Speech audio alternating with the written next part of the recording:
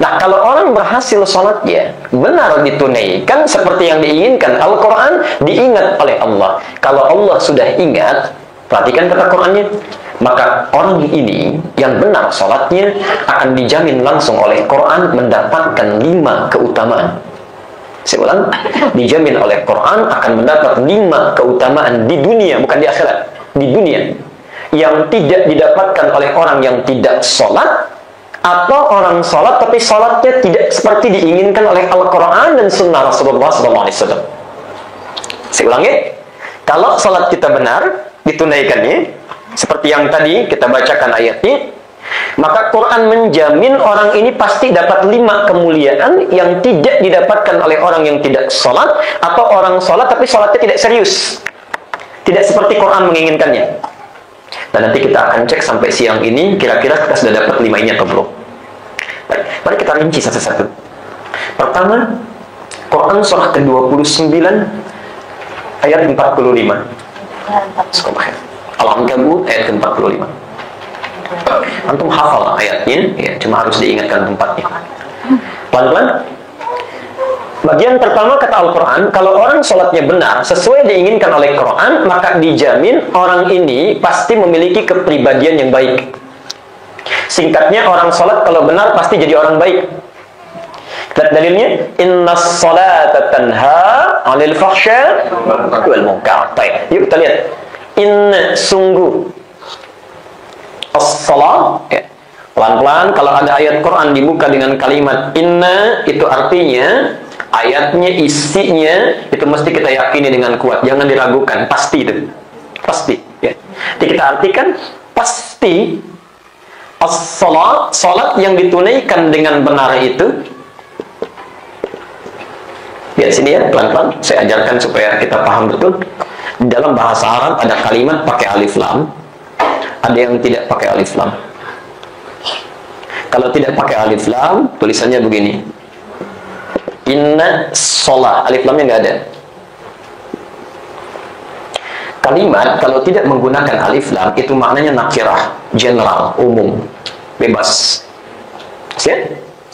Kalau menggunakan alif lam jadi khusus, ma'rifat, tertentu, diikat, ada aturannya.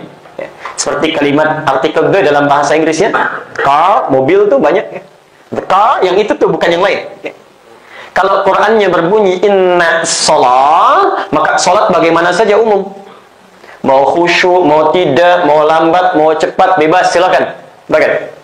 Tapi ketika menggunakan alif lam, artinya bukan sembarangan, ada aturannya. Siap? Yang diinginkan tidak bebas, ada aturannya, ada prakteknya, ada tuntunannya. Bukan sekedar ditonton, tapi dituntun. Ya, baik. Seakan-akan ada kalimat innas sholat, sungguh sholat yang diikuti aturannya dengan benar itu tidak asal-asalan. Karena itu semua kalimat sholat di dalam Al-Quran yang berisi ibadah itu pasti menggunakan alif lam. Kalimat sholat pertama Al-Baqarah ayat 3, alladzina yu'minuna bil ghaib wa yuqimunas shalah. Al-Baqarah 43, wa aqimus shalah wa atuz zakah warka'u ma'rakin. Semua pakai alif lam. Ini artinya, yuk kita terjemahkan. Sungguh, sholat yang dilakukan dengan benar itu sesuai aturan, ini pasti tanha anil fahsya wal munkar, akan mencegah pelakunya dari 2 sumber keburukan. Maaf, jadi kata Quran, kalau ada orang punya perilaku yang buruk, keluar dari fitrah kebaikannya, sumbernya cuma 2. Satu, fahsya.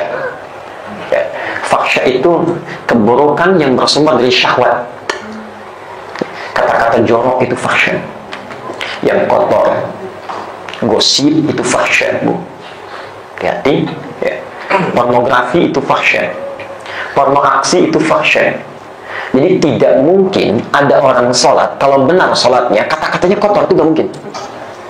Jadi kalau ada orang misal tidak pernah sholat, kata-katanya kotor, kosakatanya tidak bagus, ya, kebun binatang keluar semua, macam-macam misal, dia nggak sholat, nggak usah dipikirin. Capek kita mengeluarkan energi pada yang tidak penting. Itu sudah tinggalkan aja, nggak usah dipikirin. Tapi yang jadi masalah kalau ada orang sholat, lisannya tajam, misal, itu masalah. Ada yang salah dalam sholatnya.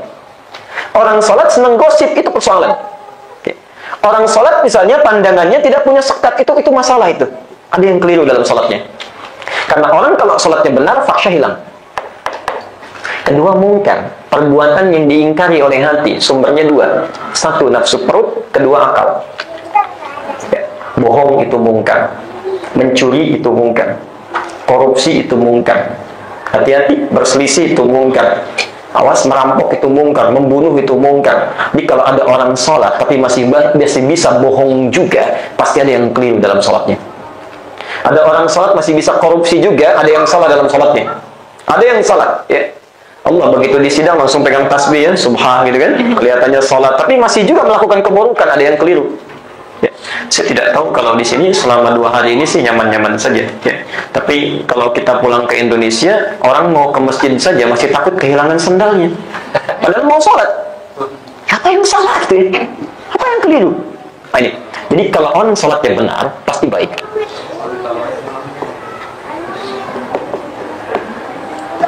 Karena itu kata Nabi, kalau anak sudah mulai tumbuh, usia dia 7 tahun, apa yang mulai pertama diajarkan? Sholat. Ya. Supaya dia tumbuhnya baik. Jadi antum jangan berikan beban yang tinggi-tinggi dulu. Ya. Kemarin saya di Indonesia saya sampaikan, ini coba dicek lagi nih kurikulum anak-anak belajar. Ya. Anak-anak PAUD, anak TK belum tumbuh dengan baik sudah diajarin manasik. Datang keliling ke Ka'bah manasik, sholatnya belum bagus, sholat dulu. Yang dasar dulu saja, kalau sholatnya bagus, yang lain akan ikut. Ini kata Rasulullah ini. Jadi kalau anak ini sholatnya sudah bagus, yang lainnya akan baik semuanya. Akan baik ikutin. Ya. 1, 2, saya percepat. Bila sholat ditunaikan dengan baik, kata Al-Quran, itu pasti menjadikan pelakunya lebih tenang dalam kehidupan. Tenang, tidak cepat gelisah, insya Allah. Tentram keadaannya itu, baik dalam suka ataupun duka, masya Allah. Quran surah ke-20, Taha ayat ke-14. Aqimis sholatan li dzikri. Tunaikan salat, ya. Kata Quran, tunaikan salat pakai alif lam dengan benar, li dzikri, supaya zikir, ingat pada saya. Ya Allah, kalau sudah saya ingat dengan engkau, zikir apa faidahnya? Dijawab di Quran surah ke-13 Ar-Ra'd ayat ke-28, ala bidzikrillahi tatma'innul qulub. Pasti, ala itu pasti, bukan cuma ketahui, bukan. Ala itu alatul ikhbar wa taukid, ya. Huruf yang menyampaikan informasi sekaligus menguatkan. Pasti kata Quran, bidzikrillah, kalau zikirnya benar kepada Allah, tatmainnul qulub, hati orang itu pasti tenang, itu tenang. Ya. Lalu diberi contoh oleh Quran tentang uniknya tipikal manusia. Ya. Yuk kita lihat contohnya, lalu kita sambungkan ke sini. Mari kita lihat Quran surah ke-70. Surah apa itu? Al-Ma'arij ayat 19 sampai dengan ayat 23. Perhatikan, ini bahasa Quran yang halus tapi juga tajam untuk dirasakan. Innal insana khuliqa halu'a. Sungguh manusia itu tercipta dengan pembawaan yang suka keluh kesah, sering curhat, dikit-dikit cerita, ya, macam-macam. Khususnya idza massahu syarru jazua. Kalau ditimpa kesulitan, makin kenceng gitu, ya, ceritanya. Ya. Ayat ini konteksnya kalau curhat paling sering kan sama Allah, ya. Ya Allah, ya Allah. Jadi ini ada sindiran halus di Quran. Ada manusia, maaf, kalau sedang gelisah tuh mintanya banyak ke Allah. Ya, gajian belum keluar 3 bulan, tahajud yang tadinya nggak pernah naik gitu, ya. Baca Quran jadi 1 juz, puasa jadi jalan. Wa idza massahul khairu manu'a. Tapi kalau sudah diberikan yang diinginkan, terputus semua itu. Jadi ada orang yang zikir kepada Allahnya saat sedang gelisah saja, nggak tenang. Ya. Di faidahnya kata ayat Quran, ada orang yang saat kena masalah itu selalu gelisah, nggak tenang jiwanya sampai minta kepada Allah. Ya. Tapi yang hebat, perhatikan. Illal musallin, kecuali orang yang sholatnya benar. Jadi orang yang sholatnya benar itu ditimpa kesulitan pun tenang aja, biasa aja gitu. Jadi hati-hati, kalau sampai hari ini kita seringkali gelisah, bahkan pada yang tidak wajar, berarti ada yang tidak tepat dalam sholat kita. Yang paling berbahaya itu, maaf, gelisah pada hal yang bukan urusan kita. Kita gelisah, itu persoalan. Ada orang kan, orang lain punya masalah, dia yang gelisah bikin status tuh rame gitu ya. Oh, dibahas di situ. Yang punya masalah sudah beres, yang ini yang punya masalah nyambung. Ya. Macet sedikit langsung bikin status macet ya. Nah, emang kenapa? Ya. Orang-orang diberikan ketenangan oleh Allah, jadi manfaat. Alhamdulillah ya Allah, Engkau kasih saya macet. Lumayan menghafalkan Quran, dibuka setel murattalnya. 3 ayat dapat. Begitu lampu merah diulang lagi. Illal musallin. Orang yang sholat yang benar itu dalam situasi genting pun dia mesti tenang. Saya teruskan dulu, nanti kalau masih ada waktunya lebih jauh kita sampaikan kisah-kisah tabi'in bagaimana seorang yang diinformasikan anaknya meninggal ditusuk orang tapi enak aja makan. Itu saat kita bahas ya. Teruskan dulu ini. 3, saya percepat. Bila salat ditunaikan dengan baik sesuai tuntunan Al-Quran, maka langsung dijamin oleh Quran. Perhatikan kalimatnya. Maka orang ini akan dimudahkan oleh Allah hidupnya, rizkinya diberikan tiada bertepi. Di kesulitannya dilepaskan, mudah hidupnya, rizkinya dimudahkan, dilancarkan. Hidup mudah, rizki lancar. Dalilnya Quran surah ke-65 At-Talaq ayat 2 dan 3, ditafsir di Al-Baqarah ayat 2 dan 3, ayat yang sama. Hidupnya mudah plus rizkinya lancar. Allah. Dan saya bacakan cepat. Wa may yattaqillaha yaj'al lahu makhraja wa yarzuqhu min haitsu la yahtasib. Siapapun yang berusaha meningkatkan takwanya kepada Allah, kemarin sudah saya terangkan ya. Nah, maka persamaannya Allah akan urai persoalan-persoalan yang sulit dalam hidupnya. Ya, lihat persamaan Qurannya. Anda tingkatkan takwa, persamaannya masalah mulai diurai, solusi mulai datang. Karena itu dari kemarin saya tekankan, kalau Anda, saya, kita punya persoalan yang tidak selesai dengan ikhtiar kita, dengan ilmu tidak selesai, dengan uang tidak selesai, coba cek takwanya nih. Mungkin ini menyebabkan solusi belum datang, persoalan di rumah tangga tidak selesai, padahal di kantor antum jadi champion, orang yang hebat, juara, bagus, tapi di rumah masalah terus. Atau sebaliknya, di rumah jadi seorang yang baik, tapi di kantor bermasalah, kehidupan sosial penuh dengan masalah, coba cek, mungkin takwanya yang bermasalah. Wa yarzuqhu min haitsu la yahtasib. Kalau ini sudah meningkat, rezeki pun cepat datangnya, tak terduga bahkan. Allah. Kalau kita bertanya, ya Allah, bagaimana cara meningkatkan takwa itu? Apa yang harus saya mulai pertama kali? Maka dijawab di Al-Baqarah ayat 2 dan 3. Dzalikal kitab la raiba fi hudan lil Allah. Isi Quran jangan diragukan. Ini konsepnya jangan diragukan nih. Ya. Antum kalau punya masalah, Allah sudah kasih solusi. Ya. Kalau dikasih yang gratis, kenapa pilih yang mahal? Ya. Ada hujan belum turun tuh, dikasih solusi gratis.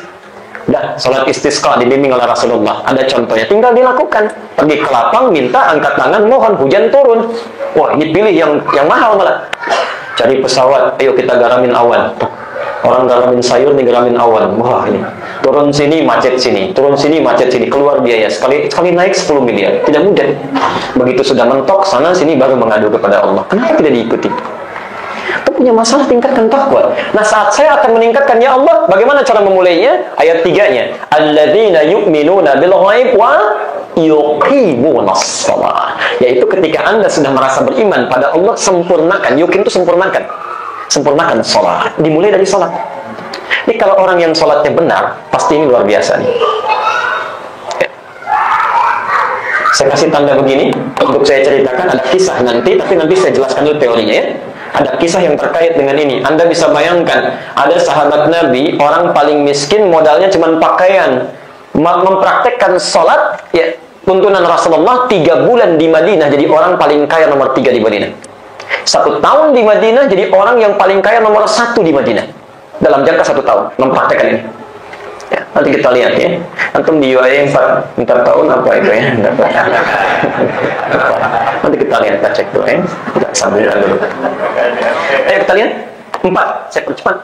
Keempat, bila seseorang benar salatnya, maka langsung dijamin oleh Quran. Bukan Nabi yang bicara, langsung Quran.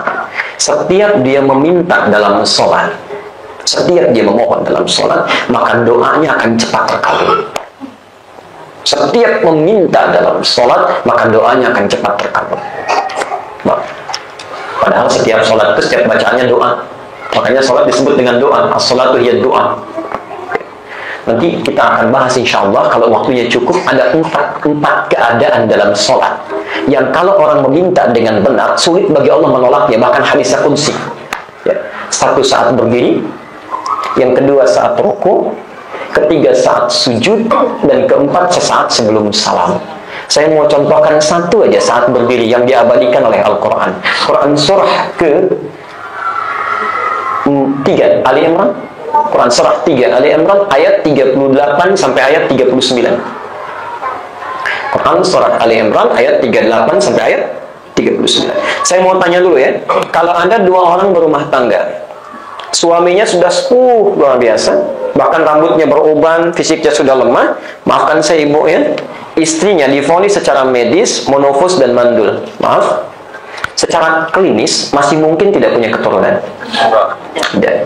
Manusia sudah enak angkat tangan, mustahil. Suaminya yakin kalau manusia sudah angkat tangan berarti Allah yang ingin memberikan solusi langsung. Maka suaminya bangun menunaikan sholat, minta dalam sholatnya masih berdiri minta.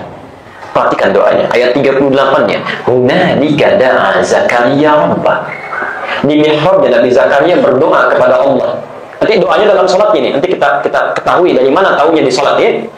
Bermohon beliau, ya Allah, Rabbi habli min ladunka dzurriyyatan thayyibah. Ya Allah, hamba sudah ikhtiar, sudah berusaha, tapi kata makhluk hand up mereka, nggak bisa katanya. Hamba mohon dari sisimu saja yang tidak punya batasan, pasti engkau kabulkan. Innaka sami'ud du'a, engkau pasti dengar doa hamba. Begitu selesai doanya dipanjatkan, belum selesai sholatnya, tiba-tiba turun malaikat.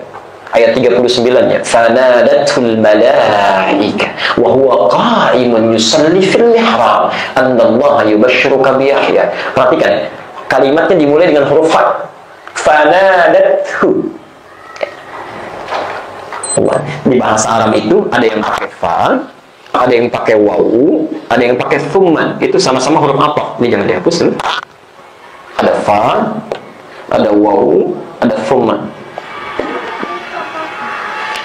Kalau menggunakan huruf wawu, itu artinya merangkai dua peristiwa, tapi masih ada jeda. Dhahaba Muhammad ila jami Zaid wa Ahmad. Muhammad pergi ke masjid Zaid, ya, dan Ahmad. Nah, ketika Muhammad pergi, beberapa saat Ahmad nyusul. Kalau pakai wawu, ya, mungkin jaraknya 10 menit. Kalau pakai thumma Ahmad jaraknya agak jauh, 30 menit, ya, mungkin 1 jam. Tapi kalau menggunakan fa, itu harfu aqfin bila hududin, huruf perangkai dengan peristiwa tanpa ada jeda. Ketika Nabi Zakaria bermohon kepada Allah, wa huwa qa'imun yusalli fil mihrab, masih berdiri dalam salatnya belum selesai. Dia masih berdiri begini, doanya baru selesai, tiba-tiba langsung turun malaikat. Tidak ada jeda, selesai doa turun. Fanadatul malaika, malaikat langsung menyeru, menyampaikan, "Hei, annallaha yubashshiruka bi Yahya." Anda dapat kabar gembira akan punya putra. Langsung bahkan namanya dari Allah, Yahya. Yahya itu dari kata al-hayyu, hidup. Yang mustahil menurut manusia, lahir dari rahim perempuan yang divonis monofus dan mandul hidup, kata Allah nggak ada batas, kamu lahir dan hidup. Kapan itu terjadi? Saat berdiri dalam salatnya. Awas, jangan keliru ya, jangan keliru. Syariat sholat itu karena bagian dari rukun Islam sebelum masa Nabi Muhammad pun sudah diturunkan. Cuma caranya beda. Ya. Nabi-nabi dulu sudah sholat. Ya. Cuma nanti disempurnakan pada masa Nabi Muhammad itu yang paling sempurna. Nabi Ibrahim sholat. Dalilnya mana Ustaz? Quran surah ke-14 kita temukan. Ayat ke-40. Ya. Rabbi ij'alni muqimas salati wa min dzurriyyati. Ya Allah, jadikan saya dan keturunan saya yang gemar menunaikan salat. Ibrahim salat. Ya. Nabi Musa salat. Dari mana dalilnya Ustaz? Al-Maidah ayat ke-12. Nabi Musa salatnya. Ya, salat Nabi Musa. Bahkan Al-Baqarah ayat ke-43 itu konteksnya Nabi Musa. Wa aqimus shalah wa atuz zakah warka'u marakin. Ya. Hati-hati. Sudah? Nabi Isa salat. Nabi Isa salat. Awas, hati-hati keponakannya Nabi Zakaria. Dalilnya mana Ustaz? Quran surah 19 ayat 31. Ya. Nabi Isa, salatnya Nabi Isa. Awas. Nabi Zakaria, pamannya Nabi Isa pun salat. Jadi dari zaman Nabi Muhammad sampai naik ke zaman ke atasnya, khususnya sampai zaman Nabi Ibrahim, sholat sudah ada. Cuma caranya yang berbeda. Kita disempurnakan sampai sujud, sampai selesai salat. Jadi kalau kita urutkan lagi, misal Muhammad bin Abdullah bin Abdul Muttalib bin Hashim bin Abdul Manaf bin Qusay bin Murrah bin Kilab bin Ka'ab bin Ghalib bin Fihr bin Malik bin Nadar bin Kinana bin Khuzaimah bin Mudrika bin Ilyas alaihissalam bin Nizar bin Mudar bin Ma'ad bin Abdan bin Abdi bin Adri bin Muqawwam bin Nahur bin Tarikh bin Ya'rub bin Yasjub bin Nabit bin Ismail alaihissalam bin Ibrahim alaihissalam. Salat. Kalau teruskan sampai ke atas, bin Adhar, bin Nahur, bin Abir, bin Kinan, bin Arfahsyad, bin Sam, bin Nuh alaihissalam, bin Mihlail, bin Matusyala, bin Kinan, bin Anwas, bin Tif, bin Adam alaihissalam. Salat sudah ada. Cuma caranya tidak sesempurna di masa Nabi yang penutup. Ada yang bisa menyebutkan 10 aja dapat kacang, insya Allah. Baik, kalau gitu nggak usah dikeluarkan kacangnya ya, simpan saja. Masya Allah. Ini orang luar biasa ya, luar biasa tuh. Jadi nggak dikasih kacang, tambah semangat ngajinya gitu kan? Ada kacang, pelan-pelan datangnya. Jadi besok-besok kalau ngaji nggak usah ada kacang lagi ya. Kita teruskan lagi. Jelas sampai sini? Perhatikan. Saking hebatnya kalau orang benar sholatnya, berdiri saja, minta dijawab. Ternyata pengabulan doa ini berlangsung sampai umatnya Nabi Muhammad SAW. Hadisnya qudsi. Hadisnya qudsi dari Abi Hurairah. Perhatikan, saya percepat saja sampai ke ujung hadisnya. Idza qala al-'abdu, setiap hamba itu berdoa dalam sholatnya, dia baca, Iyyaka na'budu wa iyyaka nasta'in. Qala Allahu azza wa jalla. Kalimat itu dijawab oleh Allah. Perhatikan jawabannya. Hadza baini wa baina 'abdi. Ini perjanjian antara saya dengan hamba saya. Wali abdi, kalau hamba saya benar salatnya, masalah apapun yang kamu minta sekarang saya kasih. Apapun yang diminta sekarang saya berikan, kata Allah. Apapun. Coba kalau disampaikan, bisa mau minta apa saja nggak ada batas dikasih. Mau minta apa? Nggak ada yang jawab karena saking banyaknya permintaannya. Karena itu nanti Quran akan mengajarkan satu kalimat yang kalau dibacakan semua yang kita butuhkan diberikan. Nanti akan diajarkan tuh. Nanti kita simpan dulu ya supaya nanti dibahasnya di pas konteks pembahasannya. Jadi setiap sholat itu kita ditunggu. Karena itu ketika Allah meminta kita sholat, itu perintahnya diawali untuk merinci persoalan apa yang kita bawa saat sholat. Lalu mintakan solusinya pada Allah. Turunlah ayat Al-Baqarah ayat ke-45. Wasta'inu bis-sabri was-shalah. Tadi dibacakan adinda kita. Wasta'inu, kata perintah. Coba cek kamu punya masalah apa, mintakan solusinya, pertolongannya pada Allah. Bis-sabri, tapi Anda ikhtiar dulu. Ikhtiar. Nah, lalu wassalah, saat dipanggil lewat salat, kemukakan pada Allah. Mintakan. Minta solusinya. Nah, perintahnya wasta'inu, permohonannya nasta'in. Di saat Allah memerintahkan wasta'inu, kita jawab iyyaka na'budu wa iyyaka nasta'in. Permintaan kita nasta'in, perintahnya wasta'inu. Karena itu Masya Allah, sebetulnya kalau salat kita benar, itu selesai persoalan kita. Dari zuhur ini sampai asar ya. Ini kan yang tenang-tenang wajahnya sekali lagi belum tentu nggak punya masalah. Sebetulnya Allah tunggu. Ya, zuhur sampai asar, siapa yang punya masalah? Ayo siap bawa, sampaikan, selesai. Asar sampai maghrib ada masalah lagi, selesai. Masya Allah, Masya Allah. Jadi kalau kita sholat kita benar, nyaman kehidupan kita. Itu 4. Dijawab doa dengan cepat, terjawabnya doa. 5 terakhir. Al-Quran menjamin pada orang yang sholatnya benar akan dijadikan kehidupannya sukses dan bahagia. Sukses dan bahagia. Masya Allah. Jadi ada sukses saja, tapi belum tentu bahagia. Itu bahasa Arabnya fauz. Terulang 29 kali dalam Al-Quran. Sifatnya fauzi, orangnya faiz, perempuannya faizah. Jadi kalau ada yang namanya faiz, fauzi, faizah, itu artinya diharapkan sukses dalam hidupnya. Nggak bahagia juga nggak apa-apa, yang penting sukses. Tapi nggak semuanya begitu, tidak ya. Jadi umumnya. Ya. Tapi kalau bahagia saja, belum tentu sukses. Itu fariha namanya. Fariha. Orangnya farhan. Perempuannya farah. Jadi kalau ada yang diberi nama Farhan, itu saat diberi nama diharapkan, nah kamu bahagia selama hidup. Miskin juga nggak apa-apa. Yang penting bahagia. Nah, itu umum. Nah, ada juga yang sukses. Nah, sekarang pilih mana? Kaya tapi gelisah atau miskin tapi tenang?